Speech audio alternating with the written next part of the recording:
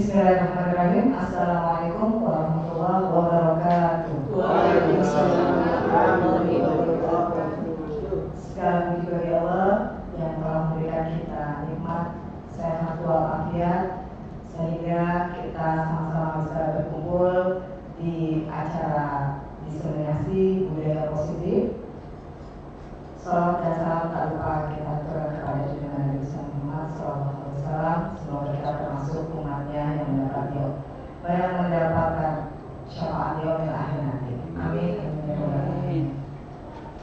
Yang terhormat Ibu Hadijah selaku Wakil Bidang Kurikulum di SMK Negeri 19. Yang terhormat Bapak Ibu Guru SMK Negeri 19. Saya ucapkan terima kasih atas kesempatan waktunya untuk bersama-sama mengikuti kegiatan diseminasi budaya positif yang merupakan tugas saya sebagai calon guru penggerak angkatan 8. Baiklah teman-teman semuanya, kita awali acara ini dengan pembacaan basmalah. Semoga acara diseminasi ini berjalan dengan lancar.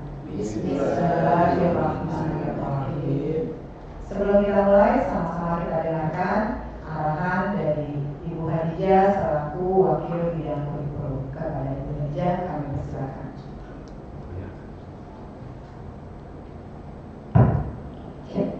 Bismillahirrahmanirrahim. Assalamualaikum warahmatullahi wabarakatuh. Selamat siang dan salam sejahtera untuk kita semua. Alhamdulillahirrahmanirrahim. Wassalatu wassalamu ala asyrafil anbiya'i wal mursalin wa ala alihi wa sahbihi ajma'in, amma ba'du. Yang saya hormati Ibu Titin Nafisah SAG selaku CGB Angkatan 8 2023. Kemudian yang saya hormati Bapak Ibu Guru Pejuang SMK Negeri 19 Jakarta. Alhamdulillah pada siang hari ini kita berkesempatan diberi oleh Allah SWT waktu untuk bisa menghadiri kegiatan diseminasi teman kita, kawan kita Ibu Titin Nafisah selaku CGB yang insya Allah di bulan November 2023 nanti huruf C-nya akan hancur menjadi guru penggerak angkatan 8 insya Allah. Amin ya rabbal alamin. Baik Bapak dan Ibu, pada kegiatan siang hari ini diinformasikan oleh Ibu Titin bahwa kita akan sama-sama mendengarkan paparan budaya positif yang materi ini sangat penting untuk implementasi di sekolah kita. Bagaimana nanti kita akan mendisiplinkan anak-anak tanpa diperintah, tanpa dipaksa, dan tanpa ada kata marah-marah. Bagaimana nanti akan Ibu Titin sampaikan strategi apa yang akan kita gunakan supaya SMK 19 bisa membangun budaya positif ini dari berbagai macam indikator, dan insya Allah efek atau dampaknya kegiatan pembelajaran SMK 19 Jakarta lebih baik dan lebih kondusif. Untuk itu mari sama-sama kita akan memberikan respon, dipersilakan Bapak dan Ibu teman-teman memberikan kritik yang konstruktif, ya, respon yang positif, membangun. Itu sangat diharapkan oleh Bu Titin dan juga bagi kita nanti berusaha ya untuk memberikan masukan yang positif sehingga nanti mudah-mudahan bisa mengambil manfaat dan hikmahnya di akhir acara. Demikian yang bisa saya sampaikan, kurang lebihnya mohon maaf. Saya akhiri, billahi taufiq wal hidayah. Assalamualaikum warahmatullahi wabarakatuh. Terima kasih Ibu Hadijah atas arahannya. Baiklah Bapak Ibu semuanya, diseminasi budaya positif di sini adalah kita akan menyebarkan informasi, berbagi informasi, sharing dari apa yang saya pelajari selama mengikuti kegiatan CGP kepada Bapak Ibu semua, yang pastinya supaya menularkan budaya-budaya positif sehingga apa-apa yang saya dapat atau ilmu yang saya terima itu bisa dirasakan oleh teman-teman yang lain, oleh Bapak Ibu yang lain, sehingga bisa membawa perbaikan, bisa membawa perubahan ke arah yang lebih baik untuk sekolah kita pada khususnya SMK Negeri 19. Ya, baik Bapak Ibu, sebelumnya saya ada mau bertanya dulu kepada Bapak Ibu. Hukuman dapat mendisiplinkan anak. Kira-kira Bapak Ibu setuju nggak kalau hukuman itu dapat mendisiplinkan anak? Setuju. Yang setuju boleh angkat tangan. Hukuman dapat mendisiplinkan anak. 1, 2, 3, 4, 5, 6, 7. Oke, terima kasih. Berarti yang 3 tidak setuju ya? Nggak apa-apa, kita bukan mencari yang benar dan salah. Selanjutnya, pemberian hukuman secara positif seperti membaca, membersihkan halaman sekolah dapat meningkatkan disiplin anak. Kira-kira siapa yang setuju? Angkat tangan. Pemberian hukuman secara positif seperti membaca dan membersihkan halaman sekolah dapat meningkatkan disiplin anak. Ya, Pak Lupi jangan ragu-ragu mau tunjuk tangan atau enggak. Ya, ya berarti 1, 2, 3, 4, 5, 6, 7, 8, 9, 10 semuanya setuju dengan pernyataan ini. Lanjut ya. Memberikan penghargaan dapat meningkatkan motivasi belajar anak. Setuju? Setuju. Pas lagi setuju? Oke, berarti setuju semua ya. Kemudian yang terakhir, guru harus mampu memberikan solusi pada setiap siswa yang bermasalah. Setuju? Setuju. Angkatnya biar jelas siapa yang setuju dan tidak setuju. Bu Erna ragu-ragu? Oh, Bu Erna tidak setuju. Bu Ratna?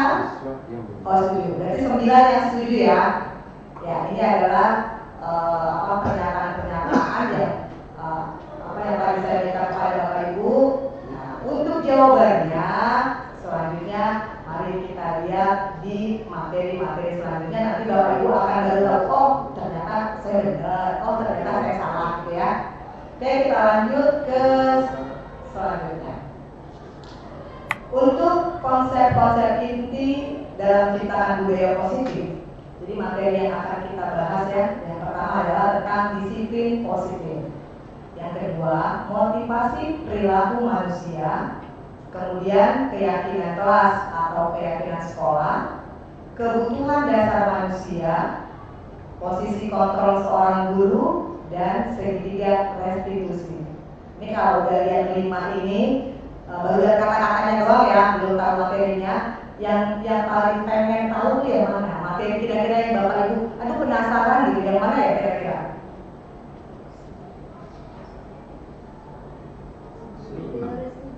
Segitiga apa? Segitiga restitusi. Oh, ya. Pak Robert penasaran pengen tahu segitiga restitusi? Iya. Oke. Yang lain? Sama. Mungkin karena kalimatnya ini kali ya. Karena kalimatnya baru dilihat ya restitusi. Ya. Oke, nanti kita lihat ya materi dari segitiga restitusi. Oke, sekarang kita kembali perubahan paradigma. Ada 2 orang, anggap aja nih A dan B. Nanti Bapak Ibu berdua ya berhadapan-hadapan. Yang A kepalkan tangan. Oke, boleh hadap-hadapan. Kepalkan tangan. Yang siapa yang A? Sekarang ambil posisi masing-masing. Siapa yang jadi A, siapa yang jadi B? Kepalkan tangan yang kenceng banget, yang kuat, yang rapper. Anggap aja ini lagi ya, anggap aja sedang menyimpan sesuatu yang paling berharga. Ya, boleh 1, 2, 3. Ya, dengar dulu semuanya. Maaf, yang bagian A. Di sini kita bagi peran ya, A dan B. Yang A terserah aja siapa yang mau jadi A, siapa yang B. Oh, Bu Asi jadi A, boleh. Pak Wandi jadi A, Pak Matma jadi A, silakan. Pak Robert sama Pak Rozikir yang jadi A, Pak Rozikir. Berarti Bu Erna sama Bu Ayu.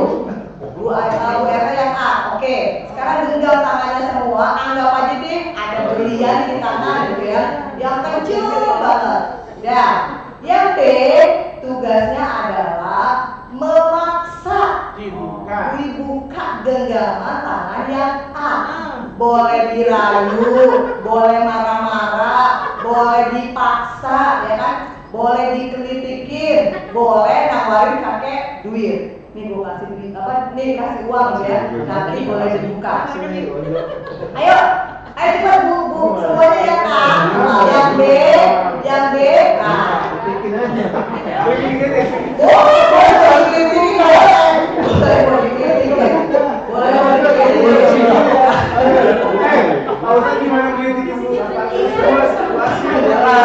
Saya layaknya nomor rekening udah sini nih. Boleh dirayu boleh, mau kasih uang seketok juga boleh, ya kan? Udah. Nah, apa yang terjadi ya? Apa yang terjadi ketika kita menggenggam tangan yang kencang banget, yang kuat, mengepal tangan, terus ada orang yang memaksa untuk melepaskan genggaman tadi. Ya, tadi kan udah pada dipaksa nih, ya kan? Yang A nih udah dipaksa sama yang B buat melepas genggaman tadi. Kelepas nggak ada kira-kira? Enggak. Kokoh ini. Ya, ada dua kemungkinan, bisa terlepas, bisa juga tidak. Yang terlepas itu karena kesadaran sendiri atau karena bujukan. Oh, Terpaksa. Yang buka. Hah? Ya. Tergantung yang buka. Nah, Jadi jadi kurang gede. ya, jadi ketika kita mengepalkan sesuatu itu kan berarti tergantung dari kontrol diri kita masing-masing, ya kan? Kita kontrol diri kita di situ bermain. Bagaimana kita bisa menjaga kepala tadi supaya tidak terlepas, ya. Jadi kembali ke kontrol diri kita masing-masing bahwa orang tidak bisa mengatur kita. Yang bisa mengatur diri kita adalah diri kita sendiri. Oke, perubahan paradigma teori kontrol. Ilusi guru mengontrol murid. Selama ini yang ada di mindset kita bahwa kita bisa mengontrol murid. Kemudian sesungguhnya kita nggak bisa mengontrol murid, ya kan? Karena kembali ke diri murid itu dia yang bisa mengendalikan dirinya. Yang kedua, bahwa kritik dapat membuat orang merasa bersalah sehingga dapat menguatkan karakter. Ya, jadi tidak biarpun dikritik, kalau misalnya itu tidak dari kontrol dirinya sendiri, dia juga tidak akan berubah. Ya. Kemudian bahwa semua penguatan positif efektif dan bermanfaat.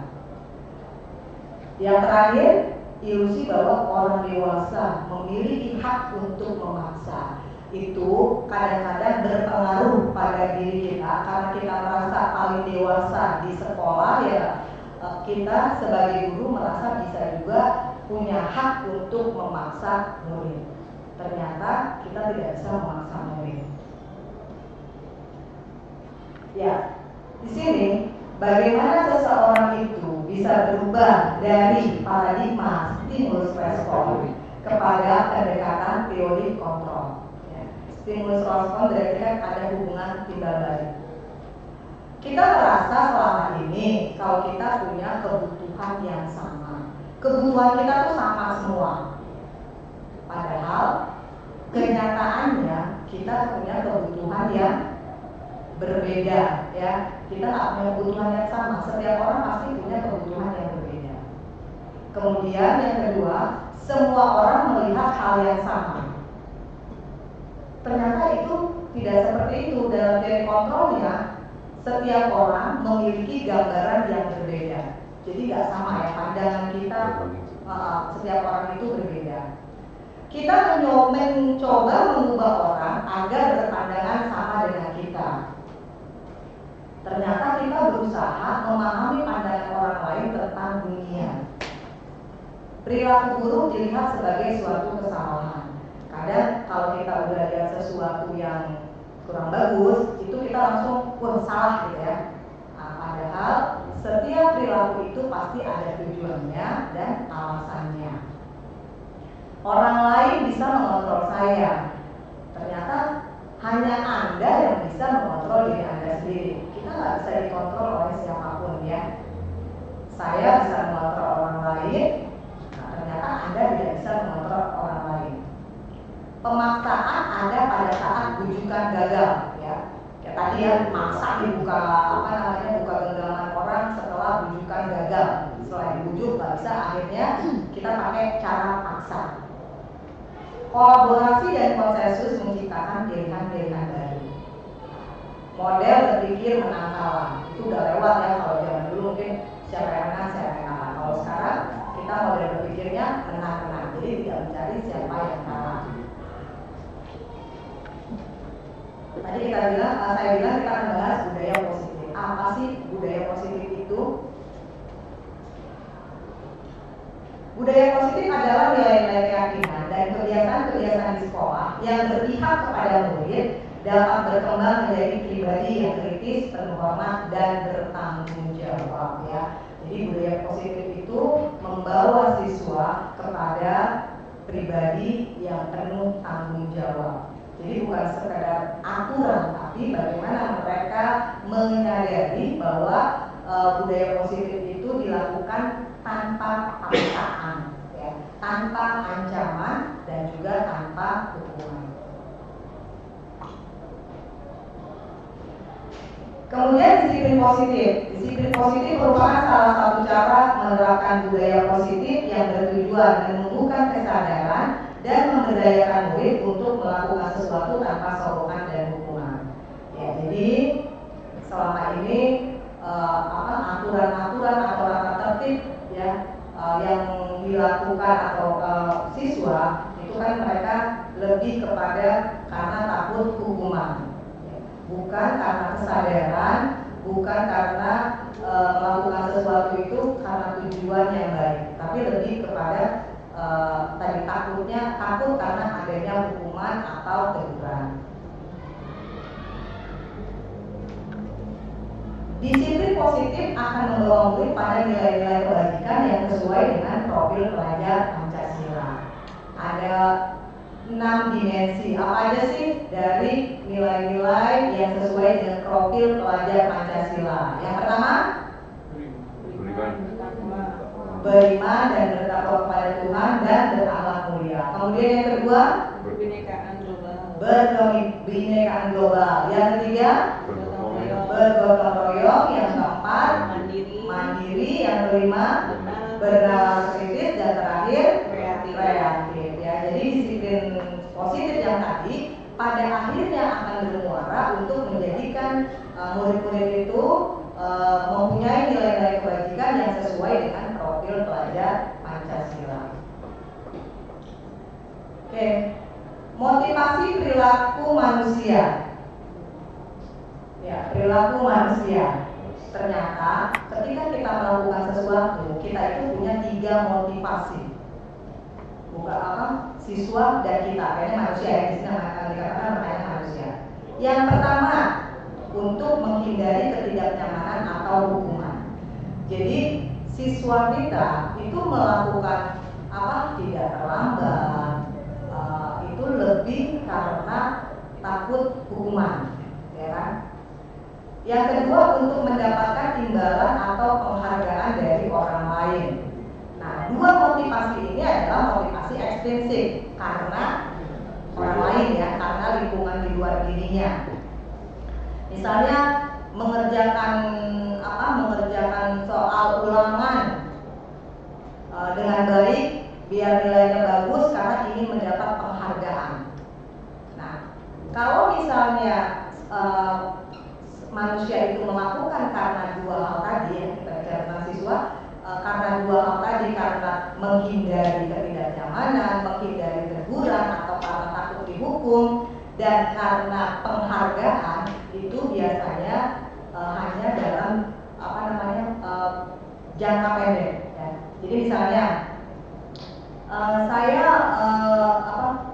ternyata penghargaan itu tidak selamanya baik gitu ya. Penghargaan itu ada juga sisi negatifnya. Apa sisi negatif dari penghargaan? Yang pertama, itu bisa memunculkan kecemburuan sosial. Misalnya kita di kelas ya, Di kelas kan kadang-kadang yang mendapat hadiah cuma yang dapat ranking 1, 2, 3 gitu kan. Di atas itu 4, 5, 6 kan enggak. Itu tanpa disadari ternyata bisa memicu rasa kecemburuan sosial. Ya. Oh ternyata saya udah berusaha tapi saya tidak mendapatkan hadiah. Ya. Jadi tidak selamanya penghargaan itu memberikan dampak positif. Dan bisa juga penghargaan itu mematikan kreativitas. Ketika kita janjikan, ya kan, besok apabila kalau misalnya pekerjaannya bagus dapat nilai sekian, ya, ternyata tidak sesuai dengan keinginan dia, itu besoknya dia udah gak ada semangat lagi buat berkreativitas. Jadi kita berusaha supaya murid-murid kita atau siswa kita tadi melakukan perilakunya itu untuk yang ketiga, untuk menjadi orang yang mereka inginkan dan menghargai diri sendiri dengan nilai-nilai yang mereka percaya. Kenapa? Ketika mereka melakukan sesuatu motivasinya untuk menjadi dirinya sendiri dan menghargai dirinya sendiri, itu biasanya akan dilakukan dengan penuh tanggung jawab. Ini kalau Bapak Ibu nih kira-kira kalau dari 3 ini ya, saya masuk kelas, itu motivasinya yang mana ya? Saya masuk kelas di tepat waktu. Ketiga, ya, yang lebih baik di ketiga ya, ketiga. Jadi kita masuk kelas bukan karena takut ditegur kepala sekolah, bukan karena dapat hukuman, atau bukan karena nanti ada bonus dari sekolah, tapi karena kesadaran diri kita bahwa kita percaya yang kita lakukan itu untuk menghargai diri kita sendiri. Untuk ibadah. Bagus, ya. Ngalahin keluarga apa dia? Iya. Serem saya. Ya. Ketika kita bicara tadi hukuman, disiplin itu ada konsekuensi dan restitusi. Hukuman, murid atau anak belajar akhirnya akan menyembunyikan kesalahan. Kalau konsekuensi, anak belajar untuk taat aturan, sedangkan restitusi, anak belajar memecahkan masalah. Kita bisa bedain ya, nanti kira-kira yang paling baik itu yang mana? Mencoba mengontrol anak dengan penguatan negatif, membayar impas kesalahan. Mencoba mengontrol anak dengan penguatan positif, kemudian restitusinya anak paham bahwa dirinya sendiri yang pegang kendali kontrol. Dampak pada murid kalau hukuman ya, murid bisa jadi murid malah jadi akan marah, merasa bersalah, rendah diri, dan mengasingkan diri. Konsekuensi akan kehilangan hak, waktu jeda seorang diri, dan penahanan. Sedangkan restitusi, anak tidak kehilangan waktu namun bersemangat untuk memperbaiki diri. Jadi ketika kalau hukuman itu ternyata dampaknya luar biasa kepada anak ya. Maksudnya dalam hal yang negatif. Misalnya ya, ketika anak tidak mengerjakan tugas ya, terus kita kasih hukuman. Yang tidak mengerjakan tugas silakan berdiri di luar ya. Nah, itu pada akhirnya bisa memunculkan marah pada diri mereka dan juga merasa jadi rendah diri. Tapi kalau misalnya kita kasih konsekuensi, siapa yang tidak mengerjakan tugas hari ini, maka tidak kadang-kadang kita juga ini ya, maksudnya pas di jam pembelajaran kita, mereka disuruh keluar. Silakan kerjakan yang belum mengerjakan tugas, kerjakan tugasnya di luar. Padahal kalau konsekuensi itu lebih baik kalau misalnya dia keluar, itu berarti dia juga akan ketinggalan pembelajaran yang sedang berlangsung. Akhirnya dia mengerjakan tugas tapi dia ketinggalan. PR lagi buat kita karena dia nggak paham apa yang barusan kita kerjakan.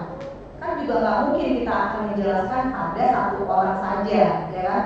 Nah, jadi kalau misalnya ada siswa yang tidak mengerjakan tugas atau tidak menyelesaikan menyelesaikan tugasnya itu jangan di pas jam KBM.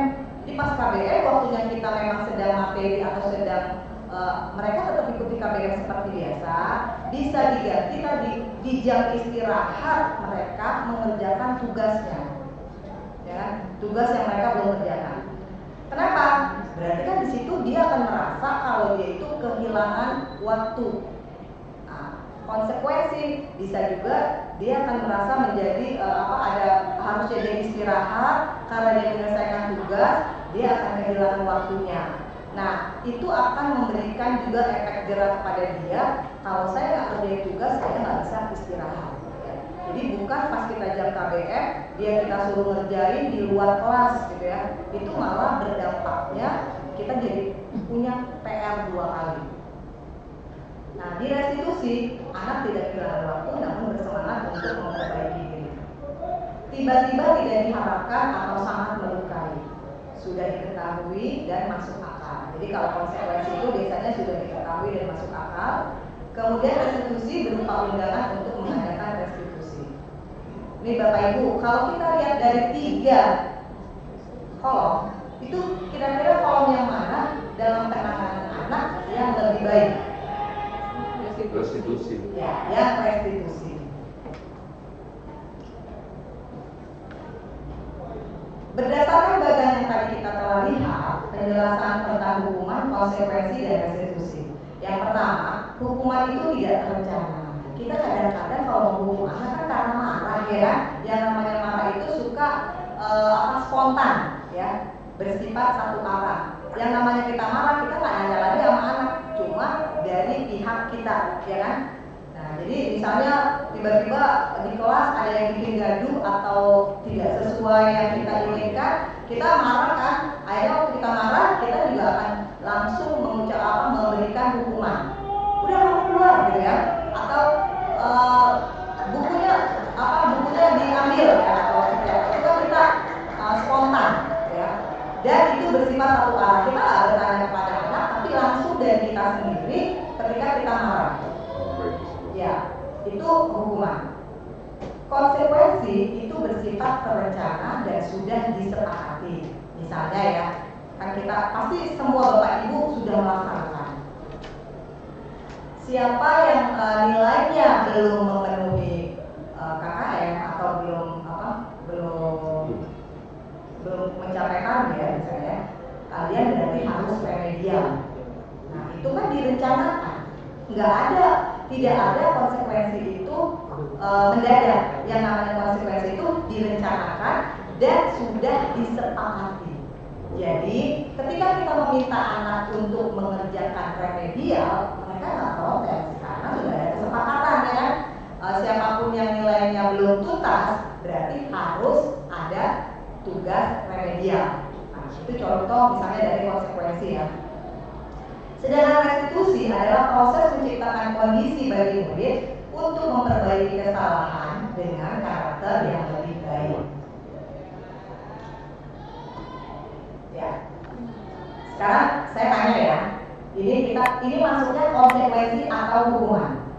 Lari mengelilingi lapangan karena terlambat datang ke sekolah. Itu konsekuensi atau hukuman? Hukuman.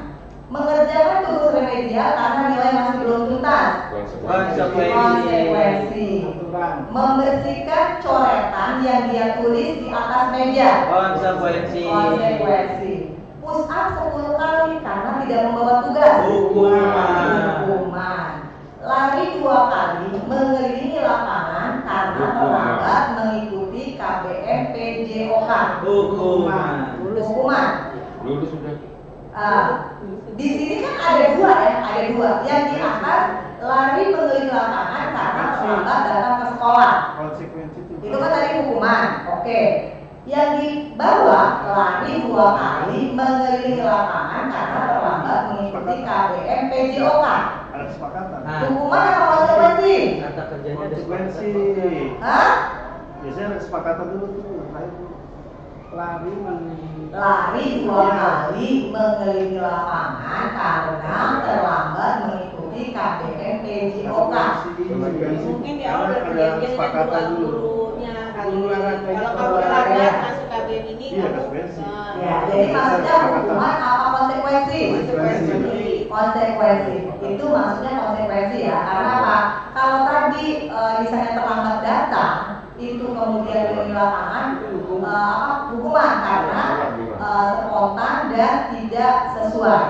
Kalau misalnya tadi pembelajaran PJOK kan pelajarannya memang di lapangan, ya kan? Nah, sudah ada kesepakatan kalau terlambat lari 2 kali ya. Jadi lari 2 kali mengelilingi lapangan karena terlambat mengikuti KBM PJOK itu masih nyambung dan itu masuknya ke dalam konsekuensi. Ya, sebelum saya lanjut ada yang mau ditanyakan silahkan Bapak Ibu. Sedikit Bu. Ya, silakan. Tadi tentang motivasi perilaku manusia itu ada 3 Ibu ya. Ya. Di antaranya tadi motivasi untuk mendapatkan sebuah imbalan atau suatu penghargaan. Tadi dikatakan penghargaan itu bisa menimbulkan satu kecemburuan. Tapi bisa nggak Bu, penghargaan itu misalkan di kelas itu bisa memotivasi teman-teman yang lain? Ya, penghargaan itu bisa menimbulkan jadi penghargaan itu baik ketika dalam jangka waktu yang pendek. Jangka waktu pendek. Jadi misalnya ketika kita misalnya bikin perlombaan kegiatan ya, nah saat itu kita dapat hadiah penghargaan, itu nggak apa-apa karena memang targetnya cuma pada saat itu. Tapi ketika penghargaan itu dalam jangka waktu yang panjang, ya satu itu banyak efek kurang baiknya. Misalnya gini Pak ya, dari semester 1 kenapa sih sekarang kita nggak boleh memunculkan ranking? Itu kan penghargaan. Nah, salah satu alasannya itu juga bisa menimbulkan kecemburuan. Dia mah dari semester 1 sampai semester 5 ranking 1 terus, ngapain udah kita mah nggak bakal dapat ranking 1 gitu ya. Akhirnya kan juga bukan membuat orang lain gitu jadi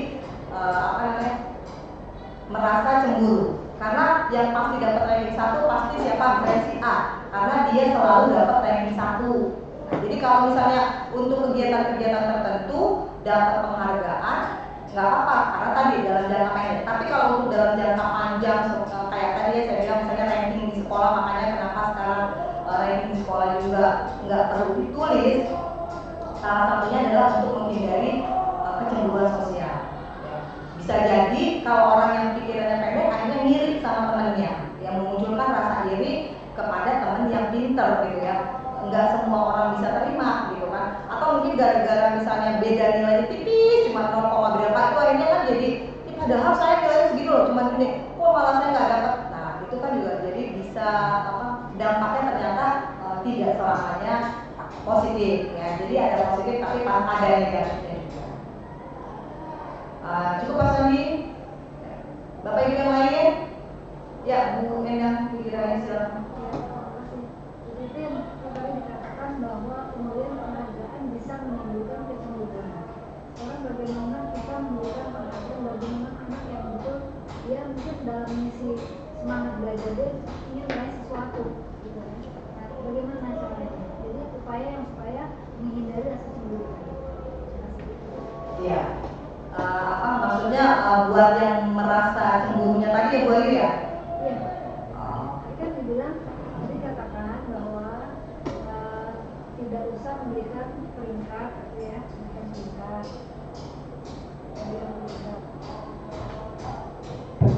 Memberikan peringkat karena bisa menimbulkan dampak ada rasa cemburu untuk yang lain. Sekarang bagaimana upaya kita memberikan penghargaan kepada anak yang memang betul-betul dia bersemangat ingin meraih sesuatu tadi sehingga dia bisa paling pintar lah, atau berprestasi lah. Ya. Maksudnya ketika ada anak yang berprestasi gitu ya. Nah, tadi kan saya bilang kalau misalnya penghargaan dalam jangka pendek nggak apa-apa, tapi kalau untuk dalam jangka panjang setiap semester, nah itu yang bisa memicu munculnya rasa cemburu, ya. Jadi kalau misalnya, tapi dia ini Bu berprestasi, kita boleh nggak boleh, tapi kalau misalnya nggak perlu ditulis dalam buku ranking atau kita misalnya tadi dikasih hadiah, itu kan dikasih hadiah, itu akhirnya tidak akhirnya buat yang memang pada dasarnya punya rasa males ya atau rasa kurang percaya diri ya udah ngapain sih kita juga percuma, nanti juga yang dapat hadiah dia lagi gitu kan. Akhirnya bukan memberi motivasi yang lain, tapi justru mematikan juga motivasi teman yang lain. Iya, silakan Pak. Baik.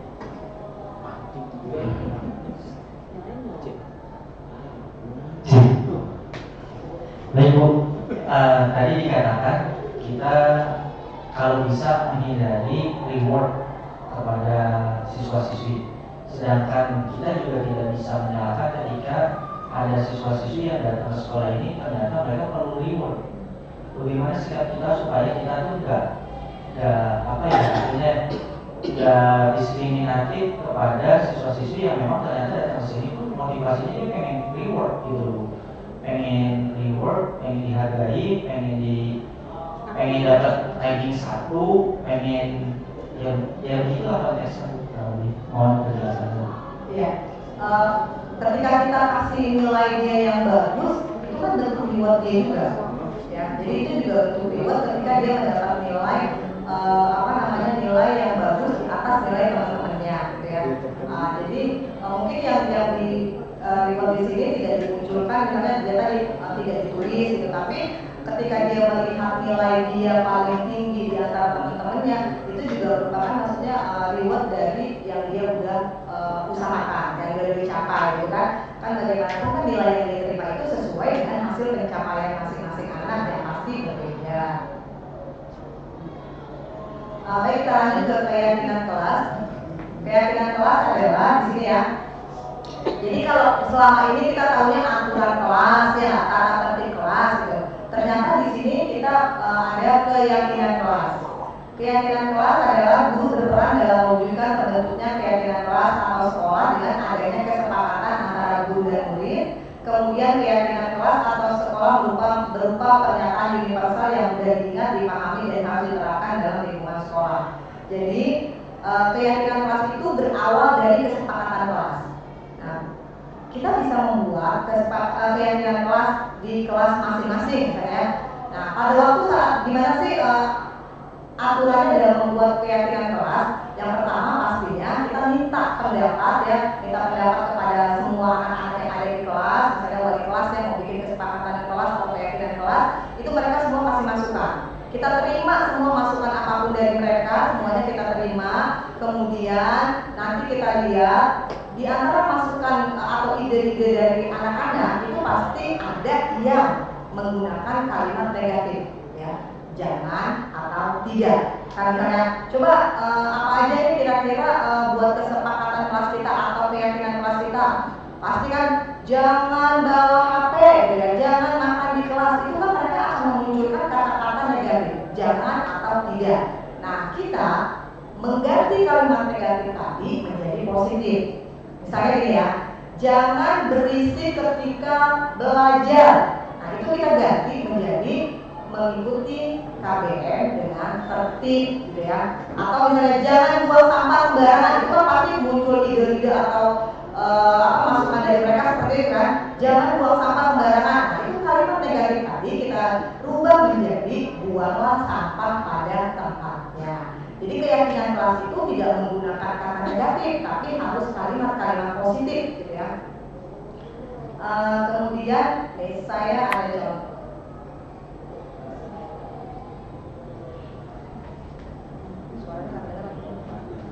Suaranya bisa kedengaran nggak Pak? Assalamualaikum warahmatullahi wabarakatuh. Waalaikumsalam warahmatullahi wabarakatuh. Teman-teman sekalian, sekarang kita sudah masuk di semester 5 ya. Mungkin kalian kelas 12 masih awal pembelajaran. Supaya kedepannya kita belajar lebih enak, lebih nyaman. Kalau kita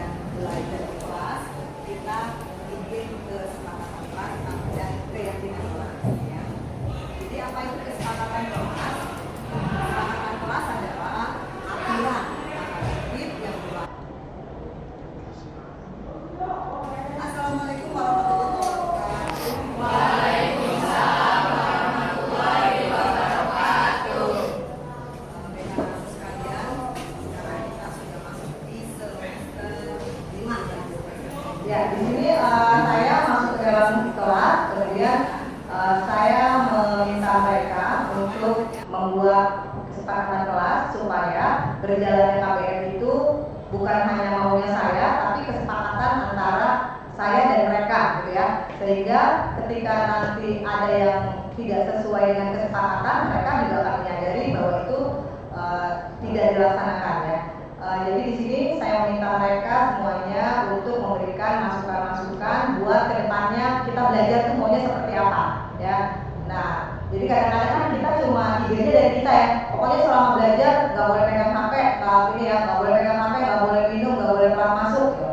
Nah, ternyata kan belum tentu murid-murid itu menerima apa yang kita mau ya. Makanya di sini kita buat kesepakatan antara mereka dan kita sehingga baru nanti kita tentukan apa aja keyakinan kelasnya.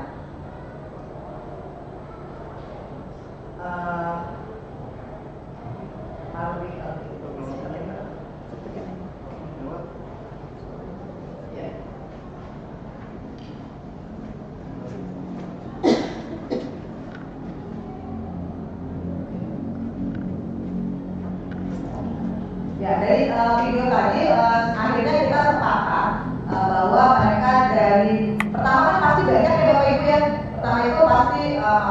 Pertama itu pasti banyak yang mereka masukin dari 36 siswa itu pasti ada 36 ide kan, 36 ide, 36 masukan. Di situ saya kasih mereka kasih mereka kertas kecil ya, post-it, kemudian mereka disuruh tempelin semua ke depan ya, papan tulis tempel, kita kelompokkan mana yang termasuk dalam, kalau yang sama ya nggak usah dimunculkan. Nah dari 36 di kelas ini saya mendapat ada 20 kesepakatan ya, pokoknya ada 20, terus ada 5 kalimat negatif. Yang pertama jangan telat masuk kelas, kemudian jangan buang sampah sembarangan, kemudian tidak pakai baju ketat, yang keempatnya jangan berisik lagi sedang KBM ya. Nah terus kita ganti kepada kalimat positifnya ya, misalnya yang tadi jangan berisik berarti mengikuti KBM dengan tertib, kemudian jangan buang sampah sembarangan berarti membuang sampah pada tempatnya, tidak memakai baju ketat berarti memakai seragam sesuai dengan aturan ya. Nah setelah kita kelompokkan kembali, disusun sehingga ditentukan disepakati di kelas itu terdapat 10 keyakinan kelas ya. Jadi terus kita tuangkan lagi kepada mereka, ini sepakat kalau misalnya kita masuk semuanya, saya dan kamu masuk kelas tidak telat. Nah mereka sepakat ya, itu berarti kan kesepakatan antara saya dan mereka ya. Kemudian semua sepakat ya kalau sedang belajar mengikuti KBM dengan tertib ya, sepakat ya. Udah sepakat semua baru kita tentukan sebagai keyakinan kelas. Oke, lanjut. 5 kebutuhan dasar manusia. Pada dasarnya kita semua manusia punya 5 kebutuhan ya. Kebutuhan bertahan hidup, kebutuhan cinta dan kasih sayang, kebutuhan kebebasan, kebutuhan kesenangan, dan kebutuhan kekuasaan. Jadi bukan hanya kita aja, murid kita juga butuh 5 itu gitu ya. Dia butuh pengen kebebasan. Jadi kadang-kadang kenapa anak ada yang berulah atau bersikap negatif? Karena kebutuhan mereka tidak terpenuhi sehingga mereka melampiaskannya dengan sikap-sikap yang negatif ya. Misalnya mereka butuh kebebasan sehingga ya tadi waktu belajar pukul-pukul meja gitu, mereka merasa butuh kebebasan gitu ya. Kemudian kayak misalnya juga butuh kesenangan. Nah itu ternyata memang kita ketika anak berulah di dalam kelas gitu ya, itu kita memahami dulu ternyata tidak selamanya yang mereka lakukan itu tidak ada alasannya. Yang pasti adalah kebutuhan mereka tidak terpenuhi sehingga mereka melampiaskannya dengan sikap-sikap negatif. Selanjutnya ya 5 posisi kontrol guru. Kita ada di posisi yang mana ya? Posisi yang pertama penghukum, yang kedua pembuat rasa bersalah, yang ketiga kadang kita merasa posisi kita dengan murid sebagai teman, yang keempat pemantau, yang kelima manajer. Ini kira-kira Bapak Ibu adanya di posisi yang mana nih? Manajer. Manajer. Teman, Pak Wadi teman, Pak Lutfi manajer, Bu Asi posisinya adanya di mana ya Bu Asi? Mantau. Jujur aja, jujur, ya kan? Mantau aja lah, ada saya Kadang manajer. Kadang manajer. Tergantung situasi. Pak Irfan. Mau jadi wasit penghukum. Pak Irfan penghukum ya. Pemantau. Pemantau. Bu Ayu. Teman pemantau manajer. Teman pemantau manajer. Ya, nggak apa-apa. Bu Ratna posisinya dari mana? Teman. Pemantau. Oh itu aja. Pak Robert. Teman, pemantau manajer. Teman pemantau manajer. Pak Rojikin. Teman dan manajer. Teman dan manajer. Pak Natman. Semua pembuat rasa salah. Pembuat rasa salah. Ya, sebenarnya tanpa kita sadari ya, tanpa kita sadari kita sudah pernah melakukan posisi 5 tadi. Pernah, cuma kita nggak sadar gitu, kalau kita pernah di posisi itu. Ya kita lihat apa aja dari posisi tadi. Ya posisi penghukum itu biasanya menghardik, ya, menunjuk-nunjuk, membentak, ya, bisa dengan verbal atau bisa dengan fisik. Kamu ya, misalnya kayak contoh, ya kan? ya. Kemudian pembuat merasa bersalah, ini Pak Ahmad ya, suaranya sih cenderung lembut, nggak kasar, gitu ya, nggak menghardik, tenang, namun kata-katanya menyalahkan murid, ya. Guru akan menyatakan hal-hal yang merasa kesalahan ada pada murid dengan membuat murid menderita. Posisi teman tadi, Pak Robert, Pak Jiki, ya. Kalau posisi kita sebagai teman dengan siswa, pasti dong suaranya ramah. Nggak mungkin dong kalau teman ngobrol itu suaranya kencang tinggi, nggak ya, suaranya ramah. Kemudian cenderung karena kita mengenal teman, akhirnya kita bersenda gurau untuk menghangatkan suasana. Ya, identitas yang tercipta sih adalah sukses ya, menjadi positif. Tapi semuanya pasti ada efeknya buat siswa ya. Oke, tadi Bu Asi posisinya sebagai pemantau ya. Pak Irfan ya salah. Seorang pemantau akan bersuara datar, nggak emosi, contoh sih Pak Irfan ya, tidak emosional, tapi juga nggak bersenda gurau. Ya namanya muka datar gimana sih? Kuat ya. Nggak pakai ekspresi. Tanpa ekspresi. Kemudian tercipta identitas diri positif atau berhasil. Pemantau memang kerjanya selalu memantau, ya kan? Seorang pemantau menunjukkan bahasa tubuh dan ekspresi wajah yang datar dan cenderung formal. Kemudian posisi manajer, suara manajer netral, tidak emosi, tidak terlalu ramah, dan tidak bernada tinggi. Tercipta identitas positif atau berhasil, dan guru akan mengajukan pertanyaan-pertanyaan bermakna agar pikiran murid memecahkan masalahnya secara mandiri. Dari 5 posisi kontrol tadi, yang paling baik adalah yang manajer, ya, yang paling baik manajer. Bu Erna posisinya di mana? Manager. Teman sama manajer, ya. Ya, semua orang butuh proses. Kalau ada yang nggak semudah membalikan telapak tangan kita jadi manajer, ya, pasti ada proses untuk sampai di posisi manajer tadi. Kemudian ada kasus. Nanti kira-kira ini maksudnya di posisi mana ya? Guru matematika, Ibu Santi guru matematika dan dia wali kelas di kelas 8, sakit sehingga tidak dapat masuk dan mengajar. Akhirnya dicarikanlah guru pengganti, namanya Ibu Eni. Ibu Eni baru 2 tahun menjadi guru di SMP, guru baru di sekolah itu. Beberapa murid perempuan, Pipi dan Natali, mengetahui hal ini dan mulai menggunakan kesempatan dan bersikap seenaknya, tertawa dan tidak mengindahkan kehadiran Ibu Eni. Ibu Eni mencoba menyapa Pipi dan Natali dengan ramah sambil mengingatkan mereka untuk tetap fokus pada pekerjaan tugas. Ayo, tugasnya dikerjakan. nanti ibu ditegur bapak kepala sekolah kalau kalian tidak kerjakan tugas. Tolong bantu ibu ya. Namun Pipi dan Natali malah jadi tertawa-tawa. Ah, ibu santai aja ibu. Ya, mereka tetap tidak mengerjakan tugas dan malah mengobrol. Kira-kira di sini Ibu Eni mengambil posisi sebagai apa? Tadi yang merasa bersalah. Ya, sebagai yang merasa yang bersalah tadi bagus. Ya, Pak Lutfi betul ya. Bu Eni mengambil posisi sebagai merasa bersalah ya. Nah, ya kan? Dalam kasus di atas, posisi yang diambil oleh Ibu Eni dalam menangani Pipi dan Natali adalah sebagai membuat rasa bersalah. Dia sih maksudnya tadi kalimatnya kata-katanya nggak tinggi, ngomongnya tidak dengan nada tinggi, tapi di situ menyalahkan siswa, gitu ya.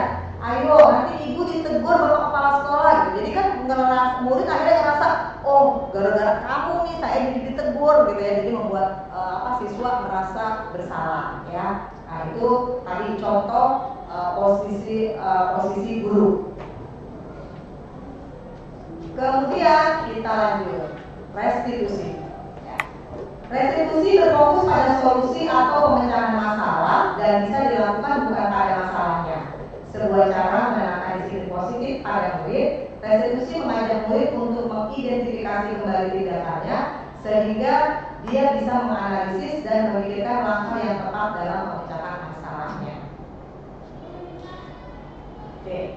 Segitiga restitusi dalam menyelesaikan masalah. Sini ya.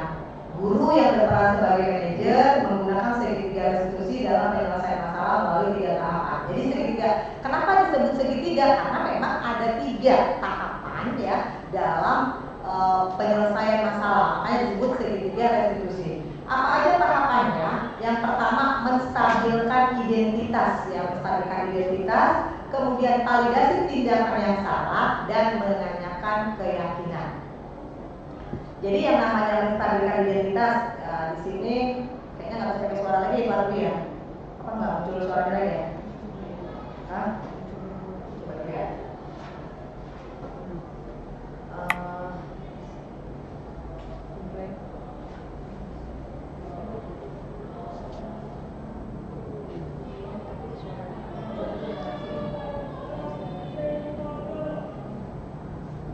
Ya, di sini saya ambil kasus yang pertama dalam segitiga restitusi adalah ketika anak terlambat datang, ya. Anak terlambat datang, kemudian yang pertama tadi menstabilkan emosi.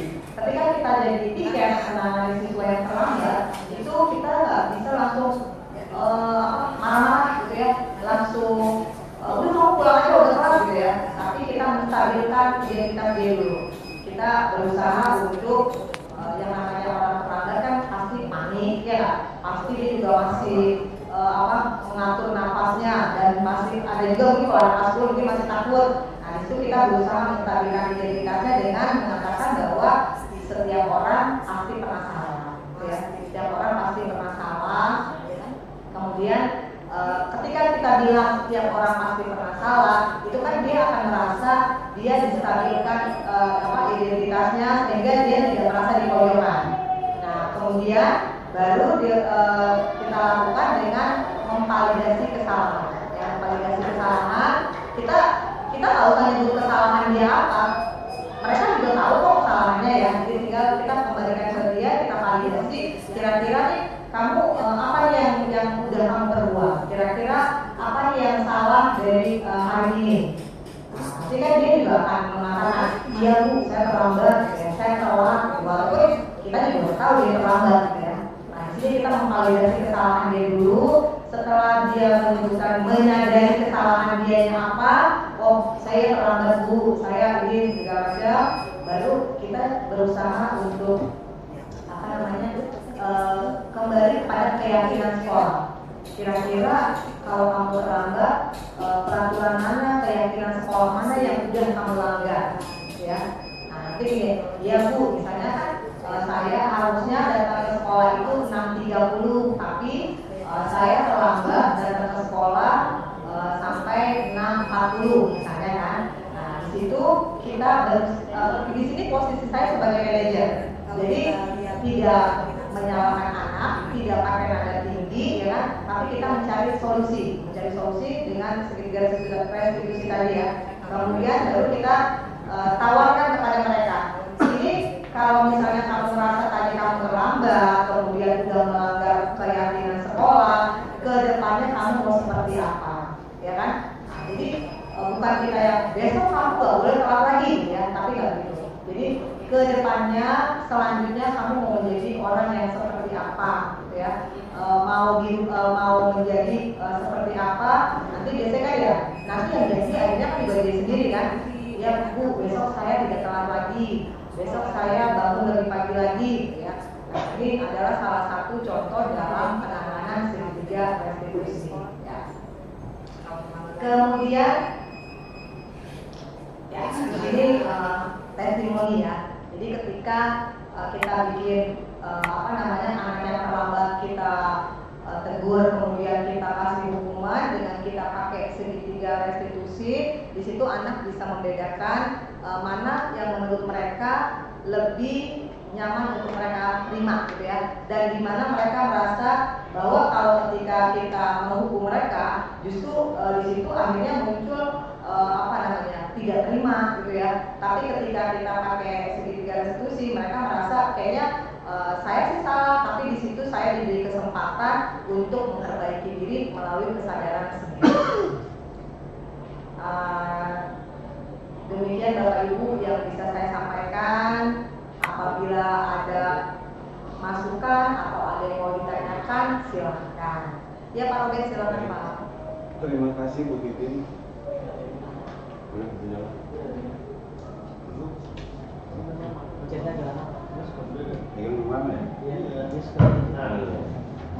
Terima kasih Bu Titin. Ya Pak Robert. Saya tadi mendengarkan tentang keyakinan kelas dan konsekuensi. Tadi Bu membuat suatu gebrakan baru di dalam kelas tentang keyakinan kelas apa yang kita buat.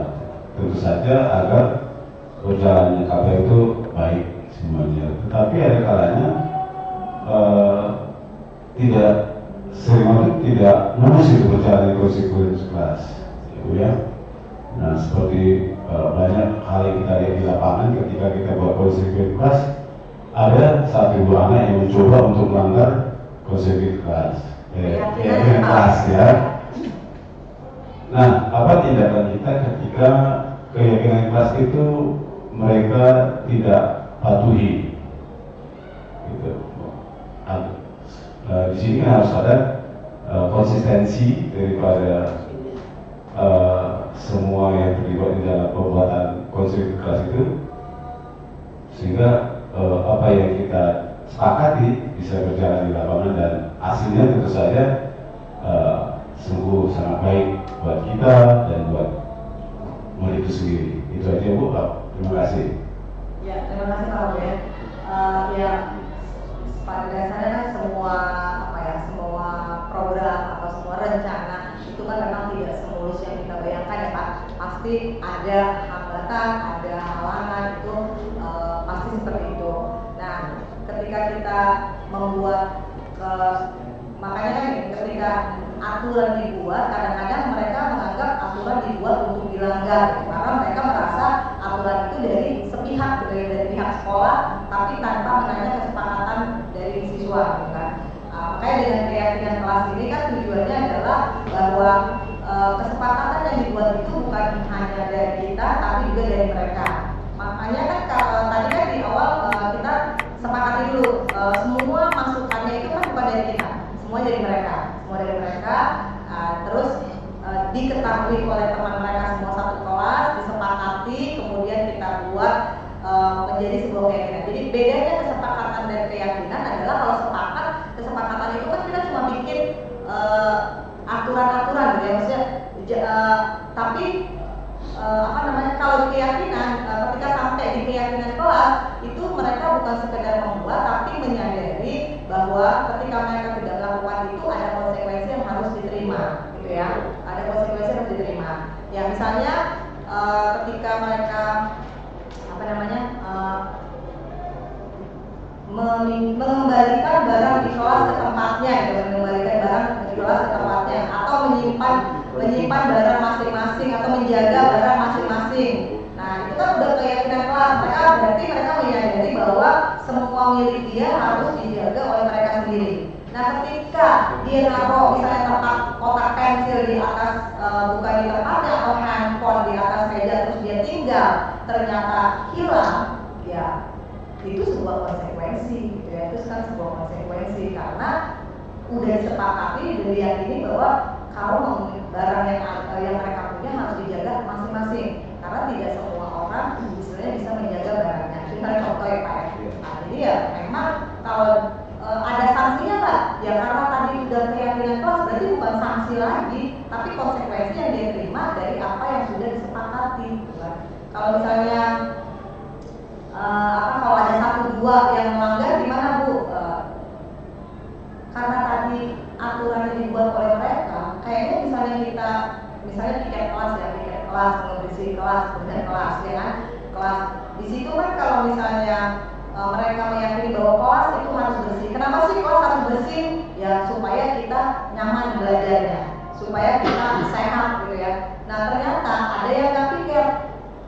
Di situ kan kalau misalnya nggak ada yang pikir, terus kita wali kelas misalnya ya, tidak kan kita kadang-kadang wali kelas nggak tahu siapa yang pikir atau yang enggak. Tapi kan teman di dalam kelas itu sudah sama-sama sepakat dan sudah sama-sama meyakini, pasti mereka akan dapat teguran dari teman-temannya.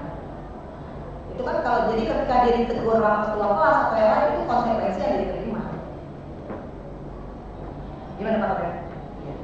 Berarti harus ada konsekuensinya Bu ya, iya, agar keyakinan kelas itu dapat berjalan baik. Karena saya berpikir di antara 5 kebutuhan dasar manusia dengan keyakinan terkadang saling bertabrakan gitu. Seperti tadi anak remaja kan maunya bebas gitu ya, tadi dia bebas gitu ya. Nah sementara keyakinan sudah kita buat tidak boleh katanya ribut ya. Nah sementara dia apalagi dia seperti Jawa gitu ya, di menunjukkan di dunia saya loh ya, yang berdominan di sini gitu. Jadi tabrakan antara 5 kebutuhan dasar manusia dengan yang tadi Ibu sampaikan tadi adalah konsekuensinya adalah bahwa mungkin ketua kelas atau yang lainnya menegur si anak tersebut. Nah itu adalah suatu bentuk kerjasama, sehingga proses yang tadi kita sepakati berjalan dengan baik gitu. Itu aja. Sekian, terima kasih Bu. Ya, terima kasih Pak Robert. Baiklah Bapak Ibu semuanya, hari ini kita sudah belajar budaya positif ya, budaya positif yang disiplin positif, kemudian kita juga sudah mengetahui motivasi, kebutuhan manusia, terus hukuman, konsekuensi dan segitiga restitusi. Kesimpulannya adalah sebagai guru memang kita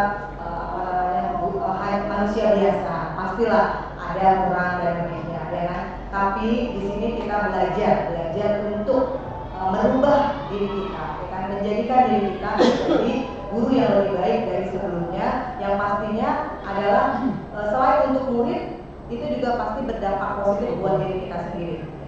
Nah, dari yang materi yang tadi kita sudah sama-sama dengarkan, yang sudah sama-sama kita diskusikan, pastinya itu membuat diri kita ini ya, ketika kita belajar untuk mengetahui tadi ya kebutuhan murid, kita tahu kemudian apa sih hukuman, kemudian apa sih itu yang namanya kita posisi kita tuh ada di mana gitu kan. Dengan kita mengetahui itu semua, kita akan belajar untuk